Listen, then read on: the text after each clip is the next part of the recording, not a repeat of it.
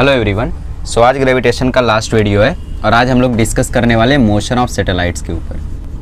ठीक है, सो हम लोग ऑर्डर में तो नहीं गए चैप्टर में, बट आप लोग जब प्लेलिस्ट चेक करोगे ना तो मैं प्लेलिस्ट में वीडियोस को ऑर्डर में लगा दूंगा कि पहले क्या देखना चाहिए और बाद में क्या देखना चाहिए, तो उसके हिसाब से आप लोग वॉच कर सकते हो। कोई दिक्कत नहीं है अगर आप ऑर्डर में नहीं गए हो, नोट्स जैसा बनाए हो वो भी चलेगा। ठीक है, मतलब टेक्स्ट बुक के हिसाब से ऑर्डर में नहीं गए हैं, वैसे तो कोई भी ऑर्डर आपका चलेगा। मतलब पहले मैंने इसके वेलोसिटी पढ़ा दिया और केपलर्स लॉ टेक्स्ट बुक में सबसे पहले दिया है, मैंने उसको 5वां वीडियो रखा, तो ऐसी सारी चीज़ें उससे चलता है, कोई दिक्कत नहीं है। ठीक है, सो मोशन ऑफ सैटेलाइट शुरुआत वहीं से होगी जहाँ से इसके वेलोसिटी की शुरुआत हुई थी, आप लोग जानते हो। ठीक है, सपोज ये आपका अर्थ है, अर्थ आपका ही है। ठीक है, और यहाँ पे रॉकेट है, सैटेलाइट है, और सैटेलाइट को आप लोग यहाँ से छोड़ रहे हो, तो ज़्यादा वेलोसिटी से आप जब छोड़ोगे सैटेलाइट को तो चांस है कि ये एलिप्टिकल पाथ को कवर करने लगे। ठीक है, ऐसा एलिप्टिकल पाथ नहीं होगा। मतलब एलिप्स भी दो टाइप का होता है, एक सीधा अंडा एक उल्टा अंडा, ऐसा भी होता है। ऐसा देखो, ऐसा मतलब एक ऐसा भी एलिप्स हो सकता है और एक ऐसा भी एलिप्स हो सकता है। ऐसे देखो, ऐसे एक ऐसा एलिप्स हो सकता है और एक ऐसा एलिप्स हो सकता है, एक अंडा और एक आलू। ठीक है, एक पोटैटो और एक एग। सो इस टाइप के एलिप्स हो सकते हैं आपके। सो जब आप लोग वेलोसिटी को थोड़ा सा ज़्यादा रखोगे सैटेलाइट का, तो सैटेलाइट जाके फंस जाएगी ऑर्बिट में। मतलब वेलोसिटी को थोड़ा सा आप लोग ज़्यादा रखोगे तो वो एलिप्टिकल पाथ कवर करेगी, कहाँ पे जाके? ऑर्बिट में जाके। एलिप्टिकल पाथ कवर करेगी ऑर्बिट में जाके। ठीक है, फिर आपने वेलोसिटी को बढ़ाया और बढ़ा के आपने कर दिया root G R. Root G R मतलब nearly 9.9 kilometre per second, 7.9 kilometre per second. तो ये ऑर्बिट में जाके सर्कुलर मोशन करेगी, सर्कुलर मोशन। और यही केस की हमें पूरी बात करनी है, पूरी चर्चा हमें इसी केस के ऊपर करनी है। ठीक है, जो भी हमारा डिस्कशन होगा पूरा का पूरा डिस्कशन इसी के ऊपर होगा। आपने अर्थ से सैटेलाइट को छोड़ा, एक्चुअली आपको दिख रहा है कि मैंने यहाँ से छोड़ा सैटेलाइट को, ऐसा नहीं है, आपने ज़मीन से ही छोड़ा। मतलब ये सरफेस है, यहाँ से आपने सैटेलाइट को छोड़ा और सैटेलाइट को छोड़ने के बाद सैटेलाइट गई स्पेस में, तो वो मैं यहाँ पे दिखा रहा हूँ कि ये स्पेस में आई और आके ऐसा घूमने जा रही थी, बट खींच लिया अर्थ ने। यहाँ पे पहुंची, यहाँ खींच लिया, यहाँ पे पहुंची, खींच लिया, तो सर्कुलर मोशन करने लगी। ठीक है, मैं अर्थ को थोड़ा सा नीचे बना देता हूँ। नहीं ठीक था, अरे भाई करना क्या चाहते हो। ठीक है, सो ये हमारा अर्थ है, ध्यान रखना। ये हो गया पहला केस, ये हो गया दूसरा केस। दूसरे केस में सर्कुलर मोशन करता है। अब सर्कुलर मोशन की स्टडी करना इजी होता है, तो इसीलिए सबसे ज़्यादा स्टडी हम इसकी करते हैं, वरना सैटेलाइट्स को पढ़ने तो आपका जीवन नहीं 10-15 साल तो लग ही जाएगा। ठीक है, सो अब हमने बढ़ा दी वेलोसिटी, रूट जी आर से थोड़ा सा ज़्यादा कर दी, तो फिर से एलिप्टिकल पाथ कवर करने लगा। ये सारी चीज़ें मैंने आपको इसके वेलोसिटी में बता दी है। ठीक है, मतलब आपने थोड़ा सा बढ़ाया तो ये अब आलू शेप में आ जाएगा। अभी पहले एक शेप में था, फिर सर्कुलर शेप में, अब आलू शेप में आ गया। ठीक है, अब आपने वेलोसिटी को बहुत ही ज़्यादा बढ़ा दिया और बढ़ा के आपने नियरली कर दिया 11.2 किलोमीटर पर सेकंड। मतलब इतनी वेलोसिटी से आपने सैटेलाइट को छोड़ दिया तो सैटेलाइट भाग जाएगी। कौन से पाथ से? पैराबोलिक पाथ से। पैराबोला कैसा होता है? ऐसा होता है, ये आपका एक्सिस पैराबोला ऐसा, सी जैसा। ठीक है, सी जानते हो ना, ये सी ऐसा। अरे सी को कौन नहीं जानता। सो पैराबोलिक पाथ ये कवर करता है। ठीक है, यहाँ पे टोटल एनर्जी क्या होती है? 0। यहाँ पे टोटल एनर्जी क्या होती है? नेगेटिव।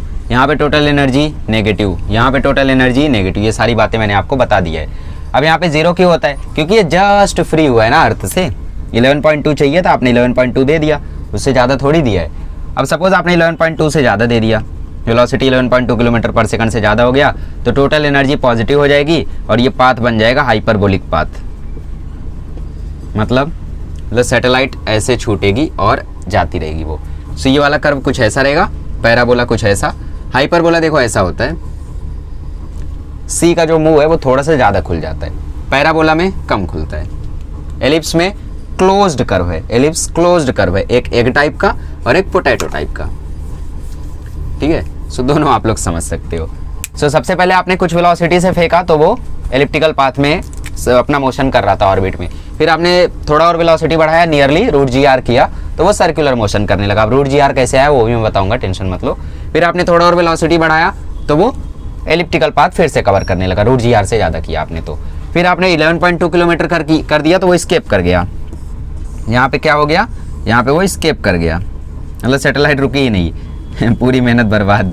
पता चला बहुत ही साल मेहनत करके सैटेलाइट बनाए और कुछ तकनीकी खराबियों की वजह से उसकी वेलोसिटी 11.2 किलोमीटर पर सेकंड हो गई। तो पता चला सैटेलाइट निकली और निकल गई और सपोज़ उससे ज़्यादा हो गया, पॉसिबल नहीं है। मतलब इतना तो रहता है कि भाई इतने साल से वो लोग सैटेलाइट बना रहे तो इतना तो ध्यान रखते हैं, ठीक है। तो इतना पॉसिबल नहीं कि 11.2 किलोमीटर पर सेकंड से भी ज़्यादा कर दे, तो हाइपरबोलिक पाथ वो कवर करेगा ऐसा, ठीक है। तो ये पांचवा पाथ। तो ऑलरेडी मैंने इसके बारे में आपको बता दिया कि पहले दूसरे तीसरे में नेगेटिव एनर्जी होती है, टोटल एनर्जी नेगेटिव होती है क्योंकि अर्थ इसको बाइंड करके रखा है। फोर्थ वाले में जस्ट फ्री हुआ है इसीलिए टोटल एनर्जी 0 होती है।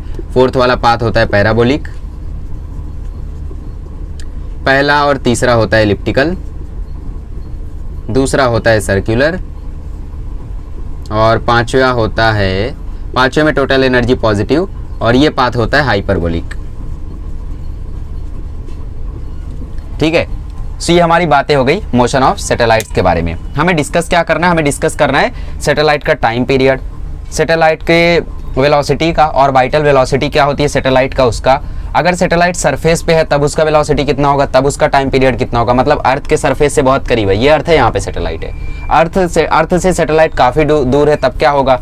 मैक्सिमम सैटेलाइट अर्थ के पास ही रहते वैसे, ठीक है। फिर सैटेलाइट्स कई भी टाइप के हो सकते हैं, लियो, मियो, हियो, लास्ट ईयर आपने सुना होगा, high earth orbit, low earth orbit, medium earth orbit, ठीक है। तो इनके बारे में भी हम बातें करेंगे। और लास्ट में जियो स्टेशनरी सैटेलाइट क्या होती है, वही हाई अर्थ ऑर्बिट वाली, उसके बारे में भी हम लोग डिस्कशन करेंगे। चलिए, तो इतनी बातें नोट कर लीजिए। आप लोग ये सब जानते थे बट फिर भी थोड़ा सा रिवीजन जरूरी था। चलिए अब डिस्कस करते स्पीड ऑफ सैटेलाइट के बारे में, मतलब रूट GR जो मैंने आपको बताया वो कैसे आया वो भी हम लोग डिस्कशन करते। काफ़ी ईजी है, कुछ भी नहीं है उसमें, ठीक है।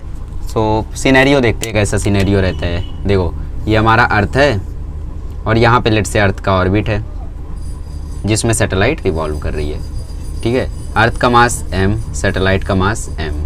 सो सैटेलाइट यहाँ पे रेवोल्यूशन कर रही है सर्कुलर मोशन में, तो अर्थ इसके तरफ लगा रहा है ग्रेविटेशनल फोर्स, ठीक है। और ग्रेविटेशनल फोर्स ही यहाँ पे किसकी तरह एक्ट कर रही है, सेंट्रीपिटल फोर्स की तरह। तो यहाँ पे ग्रेविटेशनल फोर्स किसके इक्वल होगी, सेंट्रीपिटल फोर्स के। आ गया अब आंसर, देखो अरे समझ नहीं रहे हो। देखो सैटेलाइट यहाँ पे आई, वेलोसिटी इस तरफ, फोर्स इस तरफ, सैटेलाइट यहाँ पे आई, वेलोसिटी इस तरफ, फोर्स इस तरफ, ठीक है, मास m की। फिर सैटेलाइट यहाँ पे आई, वेलोसिटी इस तरफ, फोर्स इस तरफ, कौन सी, gravitational force. So gravitational force ही यहाँ पे किसकी तरह एक्ट कर रहा है, सेंट्रीपिटल फोर्स की तरह। तो Fg is equal to FC। Fg क्या होगा, Gmm/r²। r की वैल्यू यहाँ पे क्या होगी, ये रेडियस ऑफ द अर्थ है बट ये पूरी डिस्टेंस हमें चाहिए। यहाँ पे जो r होगा वो r होगा डिस्टेंस फ्रॉम दी, ठीक है। कैमरा ऑफ हो गया था स्टोरेज फुल होने के कारण। देखो r क्या है यहाँ पे, r है distance from the centre of the earth to the orbit of the satellite. जिस ऑर्बिट में सैटेलाइट रिवॉल्व कर रही है उसकी डिस्टेंस से लेके अर्थ के सेंटर तक की डिस्टेंस को हम छोटा r बोलते हैं। और ये बड़ा r क्या है, रेडियस ऑफ द अर्थ। तो गलती से भी यहाँ पे बड़ा r मत रखना, ठीक है। सो मैक्सिमम सैटेलाइट्स क्या करते हैं, अर्थ के सरफेस के बहुत करीब से रिवॉल्व करते हैं, अर्थ के सरफेस से बहुत करीब से रिवॉल्व करते हैं। तो वहाँ पे हम लोग क्या करते हैं, r की वैल्यू को r लिख देते हैं, दो it is not correct. So FC क्या होगा, mv²/r, r एक r कैंसल, m कैंसल, सो v² आ गया Gm/r, सो v आ गया √Gm/r। अब यहाँ से आपको एक और चीज़ समझ में आ रही है कि m है मास ऑफ प्लेनेट, ये किसी भी प्लेनेट के लिए, ये है ऑर्बिटल वेलोसिटी, ठीक है, फॉर एनी प्लेनेट। अर्थ की बात नहीं हो रही है, फॉर एनी प्लेनेट। m क्या है यहाँ पे, मास ऑफ प्लेनेट, g क्या है, ग्रेविटेशनल कांस्टेंट, r क्या है, distance from the centre of the planet to the orbit, ठीक है। सो ये है इसके वेलोसिटी, समझ में आया। अब मैक्सिमम सैटेलाइट्स क्या करते हैं, maximum satellites revolve close to the surface of the earth. Earth के सरफेस से काफ़ी क्लोजली रिवॉल्व करते हैं, मतलब यहाँ से रिवॉल्व करते हैं, ठीक है। तो अर्थ के सरफेस से 100 किलोमीटर ऊपर, 200 किलोमीटर ऊपर, इतना ही ऊपर रिवॉल्व करते हैं। तो वहाँ पे हम छोटे आर की वैल्यू बड़े आर के इक्वल लिख देते हैं, ठीक है, ऑफ द अर्थ। सो वहाँ पे v की वैल्यू क्या आ जाती है, v0, मतलब v0 ऑर्बिटल वेलोसिटी VO। सो ये आ जाता है Gm/r। अब हम जानते हैं अर्थ के लिए हम लोग g की वैल्यू क्या लिख सकते हैं, m की जगह हम लोग लिख सकते हैं Gr²। सो वही यहाँ पे लिख देते हैं हम लोग। सो v0 आ जाता है Gr² upon r, r cancel, so ये आ जाता है √Gr। This is valid only for earth. ये किसके लिए? अर्थ के लिए। समझ में आया डेरिवेशन? अर्थ सैटेलाइट को अपनी तरफ खींचता है ग्रेविटेशनल फोर्स की हेल्प से, और ग्रेविटेशनल फोर्स ही यहाँ पे क्या है? सेंट्रीपिटल फोर्स है। तो G M M by R square is equal to M V square by R, M M cancel, R R cancel, V square आ गया G M by R, V is equal to आ गया root G M by R. और ये कौन सा V है? Orbital velocity. कौन सा वी है? Orbital velocity. आर क्या है यहाँ पे? ये वाला आर है distance from the centre of the earth to the orbit of the satellite. बड़ा आर क्या है? Radius of the earth. So both are different. अब मैक्सिमम सैटेलाइट अर्थ के सरफेस के काफी करीब रिवॉल्व करती है। जैसे आप लोग किसी भी सैटेलाइट की बात कर लो, सारी की सारी सैटेलाइट अर्थ के बहुत करीब से रिवॉल्व करती है। कुछ ही चुनिंदा सैटेलाइट है जो बहुत दूर हैं अर्थ से, बहुत दूर, तो उनके लिए यही इक्वेशन सही है। आर की जगह वो क्या लिखेंगे? वो आर की जगह लिखेंगे आर प्लस एच, ये डिस्टेंस जितनी होगी वो प्लस ये, वो लिखेंगे, ठीक है। बट जो लोग अर्थ के सरफेस के बहुत करीब है उनके लिए हम छोटे आर की वैल्यू बड़े आर के वैल्यू के इक्वल लिख सकते हैं, क्योंकि 100-200 किलोमीटर का फर्क कुछ भी नहीं होता। अब 6400 किलोमीटर में आप 100 किलोमीटर जोड़ोगे तो ज़्यादा डिफरेंस नहीं आएगा। आपको लग रहा होगा बहुत आएगा, बट इतना नहीं आता है। ऊपर से यहाँ रूट भी है ना, सो उतना डिफरेंस नहीं होता है। सो डिवाइडेड बाय आर कर दिया आपने। अब जी एम की जगह रख दिया G R square, so V zero आ गया root G R, orbital velocity. Okay, समझ में आया स्पीड ऑफ सैटेलाइट। अब देखते हैं relation between orbital velocity and escape velocity. इसके ऊपर क्वेश्चन आया नीट में 2-2 बार, ठीक है। चलिए, so relationship between orbital velocity and escape velocity. So relationship बहुत इजी है, कुछ भी नहीं है वैसे। आप लोग जानते हो एस्केप वेलोसिटी होती है रूट टू जी आर, और अभी अभी आपने ऑर्बिटल वेलोसिटी निकाली रूट जी आर, तो साफ साफ दिख रहा है कि एस्केप वेलोसिटी डबल होती है रूट जी आर के, मतलब वी जीरो के। सो वी ई वी जीरो होता है 2, या फिर we zero by V E होता है 2 या रूट 2, रूट 2 रूट 2 है ना इधर, सो इधर भी रूट 2, सो इधर भी रूट 2। तो ये तीनों रिलेशंस याद रखने हैं, तीनों नहीं बस ये दोनों याद रखो, बाकी डिराइव तो कर ही लोगे ना। अब इसमें क्या डिराइव करना है यार, साफ साफ दिख रहा है ये वाला रूट 2 गुना इससे ज़्यादा है, मतलब वी ई जो है वो इससे रूट 2 ज़्यादा है, मतलब v is equal to root 2 v zero, ठीक है। मतलब वी ओ ऑर्बिटल वेलोसिटी बोलो, ज़्यादा बेटर होगा, ऐसा कुछ नहीं, वी जीरो वगैरह कुछ नहीं, ठीक है, गलत है वो। So v e by v orbital velocity is root 2, तो ऑर्बिटल वेलोसिटी पर मतलब upon escape velocity is root 2। So ये आपको याद रखना है, बिकॉज ये क्वेश्चन सीधा सीधा नीट में 2-2 बार आया है, ठीक है। जेई में पता नहीं मतलब जेई में क्या कर सकता है, जेई में आप लोगों को 2 प्लैनेट दे देगा, उनके बीच की डिस्टेंस दे देगा, तो आपको बोलेगा निकालो इनका ऑर्बिटल वेलोसिटी दोनों सैटेलाइट्स का, और फिर कंपेयर करो रेशियो कितना आता है। तो ऐसे क्वेश्चंस वहाँ पे आ सकते हैं, तो आपको प्रैक्टिस करनी होगी ढेर सारे क्वेश्चंस की। चलो अगला कंसेप्ट देखते हैं। अगला कंसेप्ट ये है टाइम पीरियड क्या होता है सैटेलाइट्स का, मतलब एक रेवोल्यूशन कंप्लीट करने में सैटेलाइट्स को कितना टाइम लगता है, ये किस पे डिपेंड करता है, कैसे होता है, क्या होता है, वो सब हम लोग देखते हैं। तो हम लोग तो जानते हैं, ठीक है, पहले करते हैं फिर बताता हूँ। चलिए अब निकालते हैं time period of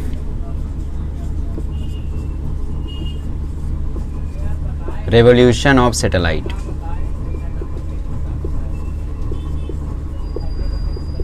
time period क्या आता है, तो फिर से हमारा ये अर्थ का सरफेस है, ये उसका ऑर्बिट है, ठीक है। यहाँ पे सैटेलाइट है मास m की, और इसका मास m है, तो हमने अभी अभी ऑर्बिटल वेलोसिटी देखा, आता है root G M by R. अच्छा, यहाँ से आपको एक और चीज़ समझ में आ रही होगी कि ये मास ऑफ अर्थ, ये रेडियस ऑफ अर्थ, सैटेलाइट का मास किधर है, तो सैटेलाइट के मास के ऊपर डिपेंड ही नहीं करता है ऑर्बिटल वेलोसिटी। मास कुछ भी रहने दो, क्यों? क्योंकि स्पेस है ना, वहाँ पे धीरे से किसी को भी मारोगे सब सेम स्पीड से जाएंगे, ठीक है। वहाँ पे ग्रेविटी वगैरह कुछ नहीं है, सो इसीलिए वहाँ पे कोई भी मास के ऊपर डिपेंड नहीं करता है। देखो एक क्वेश्चन कराया था मैंने, जहाँ पे आप लोगों ने आंसर दिया था m की पावर हाफ रूट m, लेकिन उसका आंसर क्या था m की पावर 0, इसके वेलोसिटी के वीडियो में PYQ था जेई का, याद आया। सो वैसा कुछ है यहाँ पे, तो सैटेलाइट के मास पर डिपेंड नहीं करता है, चाहे वो टाइम पीरियड हो, चाहे वो ऑर्बिटल वेलोसिटी हो, कुछ भी उसके ऊपर डिपेंड नहीं करता है, ध्यान रखना अच्छे से, ठीक है। वेलोसिटी क्या होती है, डिस्टेंस अपॉन टाइम, अच्छी बात है। तो टाइम क्या होगा, डिस्टेंस अपॉन वेलोसिटी। एक रेवोल्यूशन में ये सैटेलाइट कितना डिस्टेंस कवर करेगी, 2 पाई आर। कितनी वेलोसिटी से करेगी, root G M by R, ठीक है। अब देखो यहाँ पे 2 चीज़ें हो सकती है, ये d की वैल्यू ये r की वैल्यू r भी हो सकती है, r ही होगी एक्चुअली, जब सरफेस से बहुत हाई होगा, सैटेलाइट जो होगी वो सरफेस से दूर होगी तो ये आर की वैल्यू छोटा आर होगा। सो इस पे रूट है, इस पे भी रूट है, इसको मैं ऐसा लिख देता हूँ ना 2 पाई आर अपॉन GM/r की पावर हाफ। चलेगा। अब ये आर ऊपर जाएगा तो ये हो जाएगा t is equals to 2 pi r की पावर 1 इंटू आर की पावर हाफ। ये आर की पावर हाफ ऊपर चली गई और GM की पावर हाफ नीचे रह गया। ठीक है। सो 2 पाई ये हो गया आर की पावर 3/2। अब रूट GM की जगह मैंने लिख दिया रूट GR²। कैसे लिख दिया? अरे भूल गए? इतना आसानी से भूल जाते हो। ठीक है। अरे G is equals to GM/r²। देवा। सो GM की जगह क्या आ गया? GR²। ठीक है। Okay. So T is equals to 2 pi R की पावर 3/2 अंडर रूट GR²। चाहो तो R को बाहर निकाल लो वरना ऐसा भी चलेगा। ये होता है time period of a satellite. अच्छा, एक और चीज़ यहाँ पे देखो, वेरिएबल क्या है? यहाँ पे वेरिएबल क्या है? R। एक्चुअली R भी कांस्टेंट है, डिस्टेंस है इनके बीच की, बट R को हम लोग चेंज कर सकते हैं। अगर सैटेलाइट को थोड़ा सा ऊपर भेजे तो R की वैल्यू ज़्यादा हो जाएगी, सैटेलाइट को थोड़ा नीचे भेजे R की वैल्यू कम हो जाएगी। ठीक है। सो यहाँ पे वेरिएबल क्या हो सकता है? R। Radius of earth fixed, gravity fixed, 2 pi constant. तो इसको मैं ऐसा लिख देता हूँ ना, T is equals to K R की पावर 3/2। तो T is directly proportional to R की पावर 3/2। दोनों तरफ स्क्वायरिंग करो तो T² is directly proportional to R3। Kepler's third law. ठीक है। सो यहाँ से भी आप लोग केपलर के थर्ड लॉ को समझ सकते हो। सैटेलाइट्स के लिए केपलर का ये लॉ सही है, T² is directly proportional to R3। But whenever we talk about earth, planets, it is T² is directly proportional to A³ for planets. और ये किसके लिए? For satellites moving in circular path. अब satellites भी elliptical path में भी घूमती है, बट हम किसकी स्टडी कर रहे हैं? सर्कुलर पाथ वालों की। तो for satellites moving in circular path. ठीक है। सो केपलर के इसीलिए लॉ ये सारे भी वैलिड हैं, क्योंकि ज़रूरी नहीं है कि सैटेलाइट्स हमेशा एलिप्टिकल पाथ में घूमे, सर्कुलर पाथ में भी घूमते हैं, तो उनके लिए भी एक वैलिड है। ठीक है। तो देखो हर जगह से हम लोग प्रूफ कर सकते हैं। फिलहाल आपको याद ये रखना है, नहीं याद रखना मत करो, ये याद रखो और डिराइव कर लेना फटाक से। जिसका मैं जैसे मुझे देखो, मुझे 10 सेकंड लगता है डिराइव करने में। क्यों? क्योंकि आर की पावर हाफ ऊपर के आर की पावर 3/2 ये सब रटा हुआ है। मतलब मैथ्स अगर आप करते हो सो इतने बेसिक कैलकुलेशन आपके तेज हो जाते हैं कि आप लोग मतलब यहाँ तक पहुंचे ना, आप आगे समझ गए। ये ऊपर जाएगा तो आर की पावर 3/2 हो जाएगी, नीचे रूट GM, मतलब सीधा आप यहाँ पहुंच गए। यहाँ पहुंच गए एक्चुअली, GM की जगह GR² लिख के। तो देखो सीधा आप यहाँ पे आ गए। हो तो गया, यही तो आपका फाइनल आंसर है। ठीक है। सो ऐसे आप लोग स्पीड से कर सकते हो इसको। तो इसको याद रखो, बाकी सब मत याद रखो। मुझे याद है क्या? मुझे बस ये याद है, ये भी नहीं याद रहता कभी कभी। तो एस्केप वेलोसिटी याद रहती है, फिर याद आता है एस्केप वेलोसिटी से √2 कम, तब याद आता है। ठीक है। चलिए आगे बढ़ते हैं और अगला क्वेश्चन देखते हैं, मतलब अगला कंसेप्ट देखते हैं। ओके। सो यहाँ पे देखो एक और चीज़ रह गई थी कि यहाँ पे r की वैल्यू हम स्मॉल r ही रखेंगे, क्योंकि ये डिस्टेंस यहाँ से लेके यहाँ तक है और इसीलिए हम लोगों ने ये वैल्यू रखी है। अगर हम यहाँ पे अर्थ के सरफेस के क्लोज बात करते, ठीक है, जैसे मतलब अर्थ के सरफेस के काफ़ी क्लोज है, उसके लिए टाइम पीरियड क्या होगा, तो उसकी बात मैं आगे बताता हूँ आपको। यहाँ पे हमने क्या किया है? यहाँ पे हमने टाइम पीरियड निकाला है सैटेलाइट का जब वो सरफेस से दूर है, away from surface of the earth, far away बोल सकते हो, away from surface of the अर्थ, काफ़ी दूर है। ठीक है। तो अर्थ के सरफेस से जब दूर है तो कैपिटल R की जगह हम स्मॉल r लिखेंगे, राइट। तो हमने स्मॉल r लिखा तो ये वैल्यू ऐसे आई, समझ में आया? अब कैपिटल R क्यों लिखेंगे हम? कैपिटल R तब लिखेंगे जब सरफेस के काफ़ी करीब रहेगी सैटेलाइट रिवॉल्व करते समय। ठीक है। तो वो वाला केस देखते हैं अब हम लोग। ओके। हाँ, तो time period of a satellite revolving closer to the surface of the earth, earth के सरफेस से काफ़ी क्लोज में अगर वो रिवॉल्व कर रहा है तो उसके लिए टाइम पीरियड क्या होगा? पिछला वाला क्या था? थोड़ा दूर। ठीक है। अब की बार क्या है? क्लोज, अर्थ के सरफेस के काफ़ी क्लोज। अर्थ के सरफेस के काफ़ी क्लोज है, मतलब छोटे r की वैल्यू हम इक्वल टू लिख सकते हैं बड़ा R। ये हमारा अर्थ है और सैटेलाइट यहाँ पर है, ऐसे रिवॉल्व कर रही है। ठीक है। सो ओके, काफ़ी क्लोज है यहाँ पे। सो ये है कैपिटल R और ये डिस्टेंस होगी 50 किलोमीटर या 100 किलोमीटर। 100 किलोमीटर मतलब समझते हो, आसमान की ऊंचाइयों में देखो 100 किलोमीटर कितना दूर होगा। ठीक है। सो उतनी दूर सैटेलाइट रिवॉल्व कर रही है। सो यहाँ पे small r tending to capital R हो जाएगा। सो यहाँ पे v0 क्या आता है? ऑर्बिटल वेलोसिटी क्या आता है? √gr। सो टाइम पीरियड क्या होता है? 2 पाई r/v। सो v क्या होगा यहाँ पे? √gr। सो इसको ऊपर भेज दो, तो 2 पाई आर की पावर 3/2 अपॉन रूट जी। ऐसा होगा? नहीं, गलत, ऐसा नहीं होगा। पिछली बार वो आर नीचे था, अब की बार ये आर यहाँ पे है। इसको ऐसा लिख दो, 2 पाई आर, ये हो गया जी आर की पावर हाफ। अब आगे देखो, time period is equals to 2 pi R upon G की पावर हाफ, आर की पावर हाफ। बेस सेम, तो पावर सब्ट्रैक्ट हो जाएगी डिवाइड में, तो यह आ जाएगा T is equals to 2 pi R की पावर 1 और आर की पावर हाफ। सब्ट्रैक्ट होंगे तो 1 में से हाफ गया तो हाफ बचेगा, और नीचे रूट जी। तो ये टाइम पीरियड आ जाएगा 2 pi root R by G. Half मतलब रूट, और ये root already. So time period of a satellite moving closer to the surface of the earth is 2 pi root R by G. ये रट्टा मारना है आपको। रट्टा नहीं मारना है तो फिर डिराइव कर लेना, कर सकते हो ना। जैसे देखो मैंने यहाँ पे देखा आर को मैं क्या लिख सकता हूँ, आर को लिख सकता हूँ root R into root R. तो एक रूट आर कैंसिल, सीधा मैं यहाँ पहुँच जाऊँगा। लॉजिक है। अब मैंने आपको समझाने के लिए पहले ऐसा लिखा, फिर स्प्लिट किया, फिर माइनस किया, फिर लिखा। अब मुझे समझना है तो क्या देखो, यहाँ पे 2 पाई आर को मैं क्या लिख सकता हूँ, root R into root R, और नीचे क्या है रूट जी आर। सो ये रूट आर कैंसिल, देखो रूट आर बाई जी, सीधा हम लोग लास्ट स्टेप पे पहुंच गए, यहाँ से सीधा यहाँ, ये 3 स्टेप गया। तो यहाँ पे डिराइव करने तेजी से अगर आपको आता है तो रटने की जरूरत नहीं है फिर।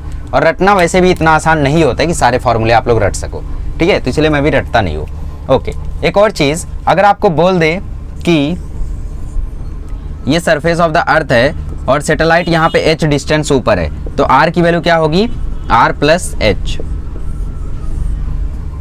अगर आपको बोल दे ये सरफेस ऑफ द अर्थ है, यहाँ पे r की वैल्यू r है, और ये अर्थ के रेडियस से अर्थ के रेडियस जितनी डिस्टेंस ऊपर भी है, तो r की वैल्यू यहाँ पे हो जाएगी 2r। समझ में आया? तो r की वैल्यू आप लोगों को ऐसे फिक्स करनी रहेगी, r प्लस h या फिर 2r। क्वेश्चन में बोला रहेगा, अगर क्वेश्चन में नहीं बोला है तो आप मान के चलना वो closer to the surface of the earth की बात कर रहा है। अगर क्वेश्चन में बोल दिया कि एट हाइट 2000 किलोमीटर, तो वहाँ पे आप लोगों को 6400 प्लस 2000 मतलब 8400 किलोमीटर लिखना होगा। समझ में आया? यहाँ पे क्या है, डबल रेडियस, जितना ये वैल्यू उतना ये वैल्यू, तो r is equal to 2r आया, और ये r प्लस h आया, r is equal to r plus h। समझ में आ रहा है क्या हो रहा है? चलो आगे बढ़ते हैं। चलिए, सो कुछ इंपॉर्टेंट चीज़ें आपको नोट करनी है कि time period and velocity of the satellites closer to the surface of the earth, closer to the surface of the earth. Earth के सरफेस के जो क्लोज है सैटेलाइट्स और सैटेलाइट्स, तो वहाँ पे उनका टाइम पीरियड और वेलोसिटी क्या होगा। तो ये मैंने ऑलरेडी आपको बता दिया, v इज इक्वल्स टू होगा रूट जी आर, और लिख सकते हो root G M by R, ठीक है। और टाइम पीरियड होगा 2 पाई आर बाई वी। चलिए इसकी वैल्यू बतानी है। v होता है 7.9 किलोमीटर पर सेकंड, ये पता था। ये नहीं पता होगा, t होता है 84.6 मिनट्स, मतलब 1.5 घंटा नियरली। 1 घंटे 24 मिनट में सैटेलाइट अपना एक चक्कर कंप्लीट कर लेगा अर्थ के ऑर्बिट के अराउंड, अगर वो ऑर्बिट अर्थ से काफ़ी क्लोज है तो, ठीक है। 1 घंटे 24 मिनट में, मतलब समझ रहे हो स्पीड कितनी ज़्यादा होगी, 1 घंटा 24 मिनट। अभी लेक्चर आप लोग देख रहे हो, इतने में उसने आधा कवर कर लिया होगा, ठीक है। और वेलोसिटी कितनी होती है, 7.9 kilometre per second. 7.9 kilometre per second is something, ठीक है। इतना मतलब ये जादू है, जादू ही है ना। 7.9 किलोमीटर पर सेकंड मतलब यार क्या स्पीड होगी वो, और इतनी स्पीड रहने के बाद भी इतना टाइम लग रहा है, तो और अद्भुत बात है, ठीक है। सो ये था हम लोगों का इंपॉर्टेंट नोट, इसको अच्छे से नोट कर लो, वैल्यू याद रख लो। वैल्यू आप लोगों को सीधा सीधा एग्जाम में पूछ लेगा, तो लीजेंड लोग बैठ के डिराइव करेंगे, आपको वैल्यू पता रहेगी, सीधा आंसर मार देना, ठीक है। हाँ, ये आर वाला आर होता है कैपिटल आर होता है, क्यों? क्योंकि अर्थ के सरफेस के काफ़ी क्लोज है, इसके लिए, ठीक है। चलिए आगे बढ़ते हैं। चलिए अब बात करते हैं एनर्जी ऑफ सैटेलाइट्स के बारे में। एनर्जी ऑफ सैटेलाइट्स, देखो सपोज ये अर्थ का सरफेस है, मास m, और यहाँ पे सैटेलाइट रिवॉल्व कर रही है इस ऑर्बिट में, ठीक है, मास m। काइनेटिक एनर्जी कितनी होगी? काइनेटिक एनर्जी होगी हाफ mv², और वाइटल वेलोसिटी, और वाइटल वेलोसिटी कितनी होती है, रूट gm बाय आर, मतलब gm बाय आर हो जाएगा। अरे यार, और vital velocity root gm by R होती है ना, सो इसका स्क्वायर किया तो रूट गायब, खत्म। सो ये आ जाएगा gmm बाय आर और 1/2। अच्छा, पोटेंशियल एनर्जी कितनी होगी? पोटेंशियल एनर्जी आप लोग निकालने जानते हो, माइनस जी m1 m2 मतलब mm/r, सॉरी स्मॉल r आएगा क्योंकि ये एट अ डिस्टेंस r है, ठीक है, और कैपिटल R की वैल्यू सिर्फ इतनी है। सो ये आया माइनस जी mm/r। सो पोटेंशियल एनर्जी यहाँ पे नेगेटिव है, काइनेटिक एनर्जी यहाँ पे पॉजिटिव है। जरा मुझे बताओ टोटल एनर्जी क्या आएगी? टोटल एनर्जी आएगी kinetic energy plus potential energy. Potential energy को यू से लिखते हैं तो यू से भी लिख सकते हो। सो काइनेटिक एनर्जी है GMM/r का आधा और ये है पूरा GMM/r, तो ये -1 ये +½ देखो GMM/r को देखो करके दिखा देता हूँ। काइनेटिक एनर्जी है GMM/r 2r लिख दो ना, क्या दिक्कत है, और ये माइनस GMM/r। अब GMM कॉमन ले लो तो अंदर बचेगा 1/2r, r भी कॉमन ले लो तो अंदर बचेगा 1/2 -1। अब आधे में से एक गया तो कितना बचेगा? -½ मतलब -1/2 GMM/r। मतलब टोटल एनर्जी कैसी आ रही है? नेगेटिव। Total energy negative. क्यों नेगेटिव? क्योंकि अर्थ ने इसको बाइंड करके रखा है ना, इसलिए इसको बोलते हैं बाइंडिंग एनर्जी। अर्थ ने सैटेलाइट को बाइंड करके रखा है, जाने नहीं दे रहा है वो खुद से, तो इसीलिए इसको बोलते हैं बाइंडिंग एनर्जी। भी टोटल एनर्जी को बाइंडिंग एनर्जी बाइंड करके रखा है ना, इसलिए ये नेगेटिव है। अगर जीरो हो जाती तो इसका मतलब ये फ्री है, गायब हो जाएगी वहाँ से, फिर चली जाएगी अपने जगह पे। कौन से पाथ से? पैराबोलिक। पॉजिटिव होती तो यहाँ पे रुकती नहीं, बाइंड करके रखा तो नेगेटिव रहेगी। तो अगर पोटेंशियल एनर्जी -x है, मतलब पोटेंशियल एनर्जी अगर x है तो काइनेटिक एनर्जी x/2 है। अगर GMM/r को मैं x मान लूँ, GMM/r को मैं x मान लूँ तो ये x है, ये x/2 है, तो टोटल एनर्जी क्या है? -x/2 है। अब यहाँ से एक रिलेशन दिख रहा है, तो यहाँ से आप लोग एक रिलेशन लिख सकते हो, potential energy is equal to minus double of kinetic energy is equal to double of potential energy. Potential मतलब टोटल टी टोटल पोटेंशियल नहीं, ठीक है। पोटेंशियल एनर्जी को यू भी लिख सकते हो, तो minus U is equal to 2ke is equal to 2te।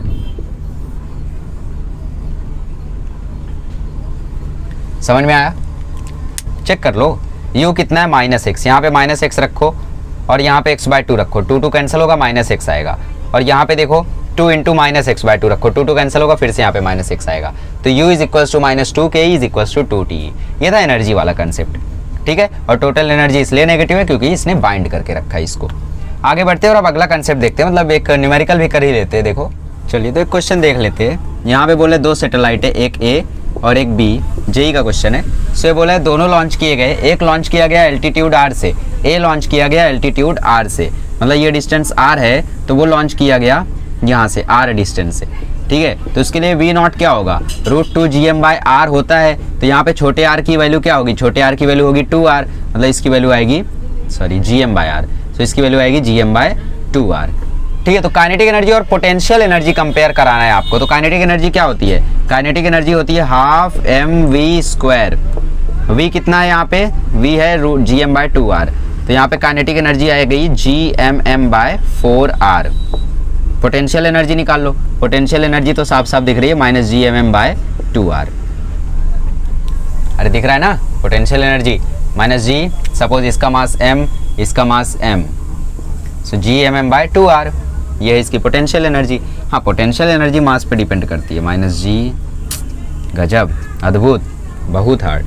तो -GMM/2r, क्योंकि r की वैल्यू क्या है? r की वैल्यू है 2r। क्वेश्चन में बोले ना एल्टीट्यूड r से, अब दूसरे के लिए एल्टीट्यूड 3r बोल दिया है। 3r बोल दिया है मतलब अर्थ से 3r डिस्टेंस ऊपर। अगर ये अर्थ है, ये डिस्टेंस r है, तो वो लॉन्च किया गया 3r डिस्टेंस ऊपर से, तो इसके लिए v ऑर्बिटल वेलोसिटी क्या होगा? √GM/4r, है ना। छोटे r की वैल्यू यहाँ पे क्या होगी? 4r के इक्वल होगी।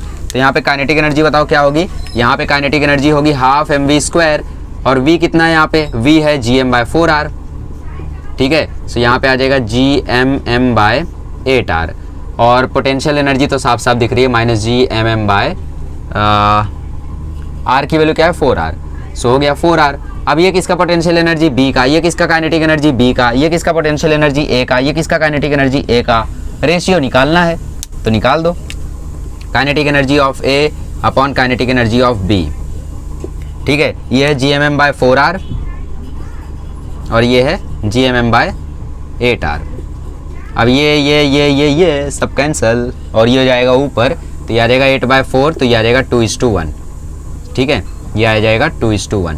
किसकी value, kinetic energy of A is to kinetic energy of B आ गया 2:1। पोटेंशियल एनर्जी देख लो, potential energy of A, potential energy of B, potential energy of A है -Gmm/2r और पोटेंशियल एनर्जी ऑफ बी है -Gmm/4r। ठीक है, R cancel, Gmm minus minus सब कैंसल, तो 4/2 इसकी वैल्यू भी आ गई 2:1। ठीक है, समझ में आया। फाइनल आंसर क्या आ जाएगा, फाइनल आंसर आ जाएगा रेशियो कितना है इनका 2:1, UA/UB कितना आ जाएगा 2:1। तो ये बढ़िया सा क्वेश्चन था, लिख लो अच्छे से और ऐसे क्वेश्चंस की और प्रैक्टिस कर लो। चलिए अब लास्ट कंसेप्ट देख लेते हैं, टाइप्स ऑफ सैटेलाइट्स का। कितनी टाइप्स की सैटेलाइट्स होती है, तो हम लोग वैसी बात नहीं करेंगे कि मतलब ये सैटेलाइट्स लोकेशन बताती है, ये सैटेलाइट नेटवर्क मतलब मोबाइल डेटा वगैरह संभालते हैं, तो वैसा बात हम लोग नहीं करने वाले। फिजिक्स पढ़ रहे हैं ना हम, तो इसमें हम लोग बात करेंगे on the basis of altitude and on the basis of time period. ठीक है, मतलब हाइट के हिसाब से कितने टाइप्स की सैटेलाइट्स है और टाइम पीरियड के हिसाब से कितनी सैटेलाइट्स है on the basis of time period.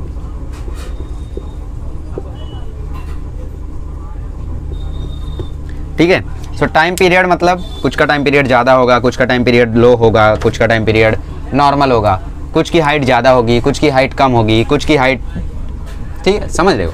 ये सारे ऑबे करते हैं केपलर के थर्ड लॉ को, T² is directly proportional to R³ क्योंकि सर्कुलर मोशन कर रही लोग, तो हम लोग R रख सकते हैं।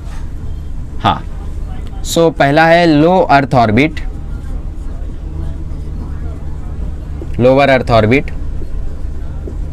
जो सरफेस के बहुत ही करीब होता है और मैक्सिमम सैटेलाइट्स इसी में रिवॉल्व करते हैं। ये अर्थ है तो इसके सरफेस के बहुत करीब होता है LEO, low earth orbit, lower earth orbit जो बोल दो यार। ठीक है, फिर आता है मियो जो कि थोड़ा सा ऊपर होता है, उसकी हाइट थोड़ी सी ज़्यादा होती है। अर्थ के सरफेस से ये 200 से 2000 किलोमीटर ऊपर होता है। ठीक है, 200 से 2000 किलोमीटर ऊपर होता है। ठीक है, इसका टाइम पीरियड होता है 1.5 आवर से लेके 2 आवर्स तक का। अभी डिपेंड करता है ना कि 200 किलोमीटर ऊपर है, 400 किलोमीटर ऊपर है, 1000 किलोमीटर ऊपर है, 1200 किलोमीटर ऊपर है, तो उसके हिसाब से इसका टाइम पीरियड होता है 1.5 आवर से 2 आवर के बीच का। और ये 12 रेवोल्यूशन जरूर कर लेता है, एटलीस्ट 12 रेवोल्यूशंस जरूर कर लेता है पर डे। कौन, लियो वाले सैटेलाइट्स। दूसरे आते हैं मियो वाले सैटेलाइट्स, मिडल अर्थ ऑर्बिट। ठीक है, इससे बोर्ड एग्ज़ाम 2019 में क्वेश्चन आया था कोरिलेशन करके बोर्ड में 10th के यहाँ।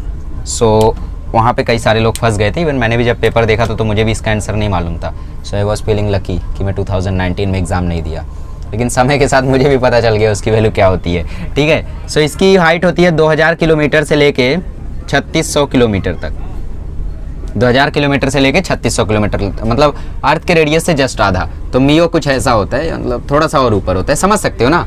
चलो ठीक है, अभी मैं बना के दिखा दूंगा। इसका टाइम पीरियड थोड़ा सा ज़्यादा होता है, 12 आवर्स। ठीक है, और ये 2 रेवोल्यूशंस कर लेता है per day, 2 revolutions per day. अब लास्ट आता है high earth orbit. High earth orbit मुझे थोड़ा अलग से बताना था, ठीक है कोई बात नहीं। हियो, हाई अर्थ ऑर्बिट।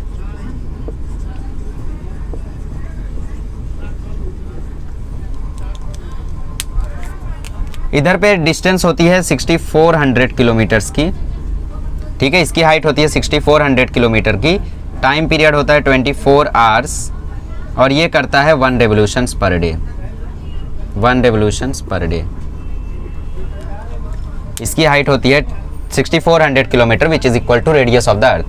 6400 या 1000 सॉरी ठीक है 1000 है, तो 64,000 किलोमीटर तक की हाइट होती है और ये भी 20,000 से 36,000 है, sorry for the inconvenience, 36,000। Okay, so ये 64,000 तक किलोमीटर की इसकी हाइट होती है। जाना पहचाना है ना, रेडियस ऑफ अर्थ इतना। अच्छा, अर्थ कितना टाइम लेता है एक रेवोल्यूशन में, सॉरी एक रोटेशन में? 24 आवर्स। अर्थ घूमने में कितना टाइम लेता है? 24 आवर्स। एक दिन में कितना रोटेशन करता है अर्थ? एक बार। ये सैटेलाइट कितनी बार रिवॉल्व करती है? एक बार। तो जरा एक चीज़ ध्यान से देखो, जब आप अर्थ से किसी ऐसी सैटेलाइट को देख रहे हो जो हाई अर्थ ऑर्बिट में रिवॉल्व कर रही है, अर्थ से आप ऐसी सैटेलाइट को देख रहे हो जो हाई अर्थ ऑर्बिट में रिवॉल्व कर रही है, तो अर्थ भी रोटेट कर रहा है उसी स्पीड से जिस स्पीड से ये रोटेट कर रही है। क्योंकि इसका हाइट सेम है, अर्थ के जितना ही है, ठीक है। इसका भी टाइम पीरियड सेम है 24 आवर्स। तो आप उसको देख रहे हो अर्थ पे बैठ के, अब वो थोड़ा सा आगे बढ़ी तो आप भी थोड़ा सा आगे बढ़ गए होगे, क्योंकि दोनों का टाइम पीरियड और स्पीड सेम है, दोनों का स्पीड और टाइम पीरियड सेम है। तो जितनी देर में अर्थ घूमा उतनी देर में वो भी उतना रिवॉल्व की। सपोज वो यहाँ गई आप भी ऐसे गए, वो यहाँ गई आप भी ऐसे गए, ठीक है। मतलब आपके सामने ही रहता ही है। तो आपके फ्रेम में वो सैटेलाइट कैसी लगेगी? रेस्ट पे लगेगी, स्टेशनरी दिखेगी।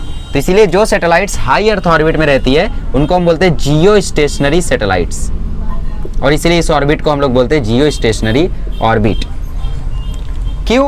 क्योंकि ये हमारे रिस्पेक्ट में रेस्ट पे नजर आते विथ रिस्पेक्ट टू अर्थ।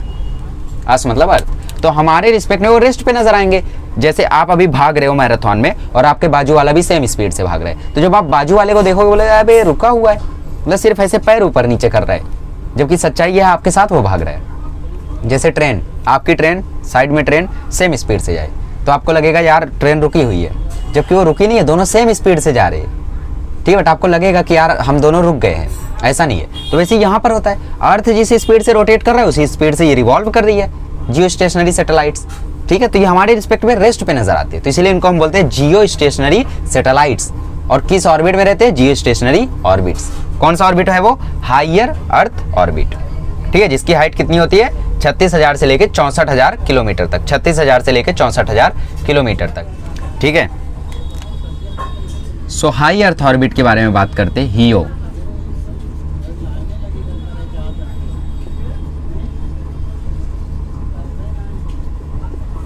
तो 36,000 से लेके 64,000 किलोमीटर तक की इनकी हाइट होती है, ठीक है, मैंने आपको बता दिया। तो 36,000 से ज़्यादा होती है, वो फिक्स नहीं है कहाँ तक, 36,000 से ज़्यादा होती है, इतना फिक्स्ड है। तो जैसे आपके घर में जो डिश है, देखो एंटीना टाटा स्काई वाले ऐसे टाटा स्काई लगा के चले जाते, हाँ प्रमोशन नहीं ठीक है। सो डिश ही जैसा मैं कुछ बना देता हूँ, देखो। सो ऐसा डिश लगा के वो चले जाते, तो हमेशा सिग्नल देखो यहीं से आता है। इसका फायदा क्या है? हर कोई चाहता है कि उसकी सैटेलाइट हाई अर्थ ऑर्बिट में जाए, जियो स्टेशनरी ऑर्बिट में जाए। इसका फायदा क्या है आखिर? सोचो, खुद से सोचो एक बार, जियो स्टेशनरी ऑर्बिट। और जो सैटेलाइट इसमें जाती है उसको हम बोलते हैं जियो स्टेशनरी सैटेलाइट।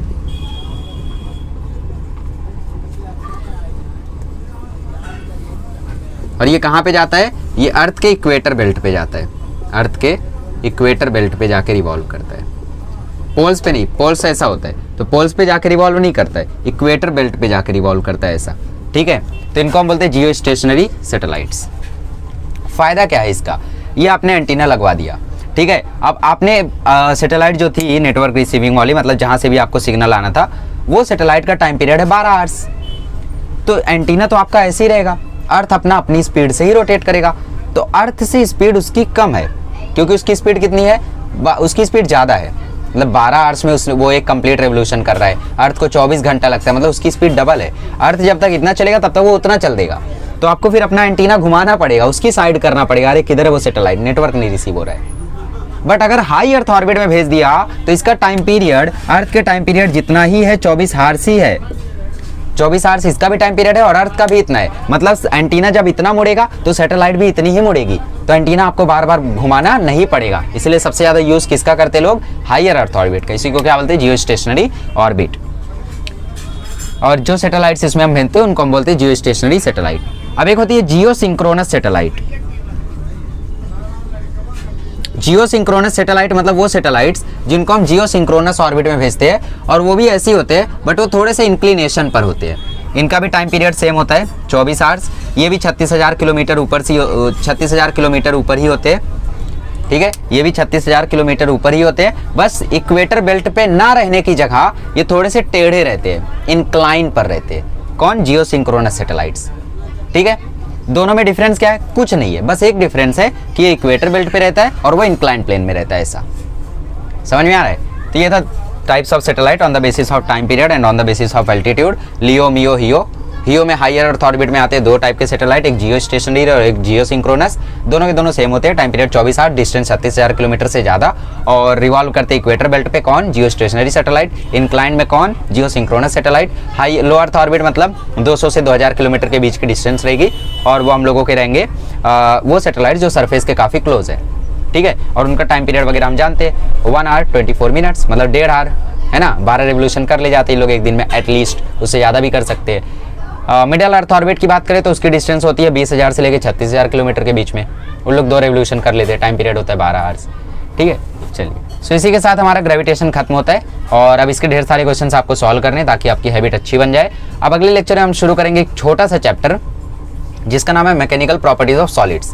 बहुत छोटा चैप्टर है, 4 लेक्चर लगेंगे, पूरा चैप्टर एकदम हाई लेवल पे खत्म होगा, ठीक है। चलिए, थैंक यू सो मच।